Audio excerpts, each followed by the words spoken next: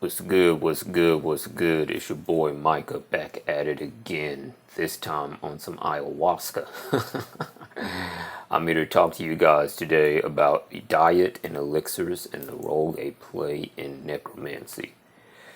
To start this off, how do I want to start it off? A little note. When you're working with the dead and you're working with death in general, it's important to keep yourself healthy so you don't suffer negative long-term effects. That should be obvious, but some people kind of miss that. Diet plays a very big role in how you process death essence and how you not necessarily relate to the dead, but it affects your ability to really get in touch with the dead at a deep kind of core level. If you're like me, you really don't eat all that much, you don't have that much of a big hunger, that kind of thing, it's not really going to affect you. For me, due to the fact that I don't necessarily eat all that much, I'm constantly in like a semi-fasting type state. It allows me to do what I need to do with almost no issue.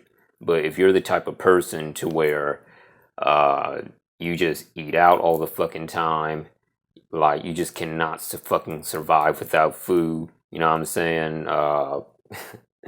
That kind of thing. The procedure for you is going to be a little bit different. This is where fasting comes in. Fasting is universal in almost every spiritual practice and religion. It helps you get in touch with whatever deity you fucking believe in. For the purposes of black magic, it heightens the energy flow within your body due to you going without heavier food, thus making it easier for your spirit and your mind and your flesh to process power, energy, to do your ritual work, that kind of thing. As far as the actual procedures for it, there's many different kinds of things you can do. You can start off by doing a juice fast or just drink water, that kind of thing, eating lighter foods as you go along. The thing I do not suggest is just stopping your regular diet and then going like 14 days without eating anything, because that's really going to hit you hard. It's going to have the spiritual benefits, but you're going to get fucked up along the process. It's best to start with something simple: bread, milk, and honey. Some of the most basic shit for necromancy. And go 14 days eating just that. See how your body reacts, how your mind reacts, all that good shit. And then when you're coming off of it, you can kind of use that as a gateway back to your normal diet, to what you eat. What I suggest is you start eating more healthier foods and magically empowering them to give you spiritual strength as well as physical strength and mental strength for what you need to do in the cemetery, in the grave, death hexing somebody, that kind of thing. Because if you've been doing this for a while, you know that the negative after effects of death hexing, death cursing, etc. are not always immediately apparent. Sometimes the effects are delayed to where it can be a few days, a few hours, a few weeks even before something negative shows up. And so you don't want to be caught off guard like that. The reason I suggest fasting and a more healthy diet and shit is because death essence has multiple effects on the body, some of which is increasing metabolism. And so your body's going to use up the food that you eat a lot faster because you're essentially dying in a way when you're working with death essence. And therefore, it's going to use anything it fucking can in order to survive.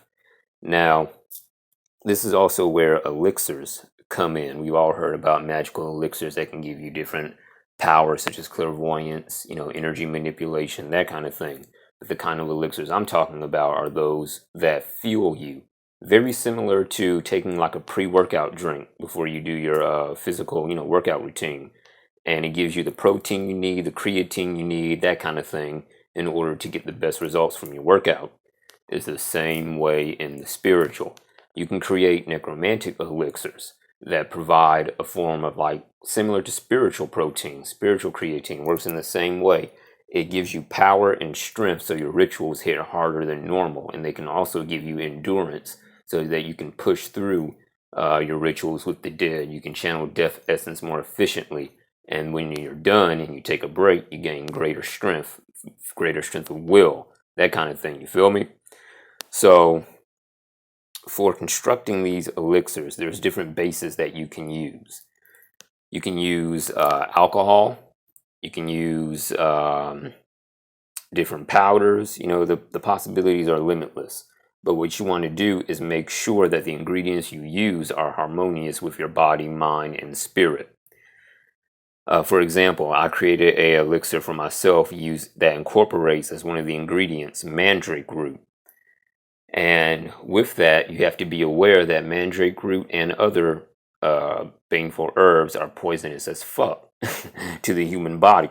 And so if you haven't built up yourself to control how poison reacts with your nervous system and all that, you're in for a tough time. But if you have, then you know the proper dosage to use that kind of thing. So you not only get that benefit, but you're building up your own tolerance for poison, which has its own benefits in the ritual chamber. What I suggest is that you make an elixir, however you choose to do it, and you drink one before and after your work with the dead. It's going to cause a cataclysm within your soul that provides you with real strength and more power than usual, so your work hits harder than usual and you can recover quicker, faster, all that good shit. In accordance with how most necromancy goes down, you know, you leave offerings for the dead, you do whatever ritual work you're going to do, you cleanse yourself, etc. These elixirs are going to be like a secret golden key for you because you create them according to how they resonate specifically with you. Because what works for you is not going to work for the next person. What works for me is not going to work for you. You feel me? Everybody is different. But as you do this more and more, you're not going to develop a dependency on it, but it's going to become a great aid, just like talismans, chains, relics, etc. And it's going to help you when you need it most. Because some rituals in necromancy are very fucking intense. Very fucking intense. It can be aligned with your intent, or it can be caused by factors in the environment, internal factors, blockages that you might have that are being broken, that kind of thing. Which brings me to another topic: shadow work. From a more shamanic perspective, shadow work is you're going through your memories of this life and maybe even your past lives, depending on what happened, and you're taking back energy from the emotions and things and events that went on in those memories. That way you can let that shit go and gain instant power. It is literal instant power because it's yours and it automatically returns to you. There's many different ways to do this kind of thing. The most shamanic original fashion is called recapitulation. Basically, it was a technique, I believe, it's either Don Juan or Carlos Castaneda invented in order to facilitate the return of energy. The whole layout is a little bit complex, but essentially you meditate, and you normally do this when you're on like ayahuasca or another shamanic drug or plant medicine.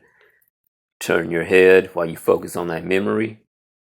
Inhale as you turn your head the other way. Exhale as you turn your head back normal. And you return that energy to yourself, or you return that power to yourself. This has a wide variety of physical and mental and spiritual effects when it's being done correctly, some of which are not all that fun, to be honest. Like when you do this and you wake up the morning after, you may experience fogginess, cognitive issues, so to speak. But those will pass because your own energy is being reintegrated back into you with a lot of power added with it. So your body and your mind has to process that in order to get back to where it needs to be. As you do this, your necromancy will grow more powerful because you're not attached. You don't have these earthly attachments solidified by emotion and negativity that's hindering your control over death essence. And this is also in part a necromantic transfiguration type process that occurs as well, because to ascend after you die, besides putting in work and, building yourself up spiritually and all that good shit, you must lose various earthly attachments. That way you're not bound back to this earth or to a specific location after you die. You don't become a bound dead or a dark dead or a haunting type dead unless you so choose. You ascend in power and in energy after you die, thus becoming part of the mighty dead or the higher ranking dead in the astral, that kind of thing. As far as the whole integration of this, elixirs come in handy a lot when you're doing shadow work. Again, for the physical effects that can occur from it until you build your strength back up to where you're normal again. So I just wanted to make this little short video, kind of give you guys some keys on that, help any lay people that's working with this current of magic, and I hope it helps you out. If you have any questions, feel free to email me, contact me. My links will be below in the description. Check out my Patreon. Going to be adding some new content there. Like, share, subscribe, and stay safe out here. So till next time, peace.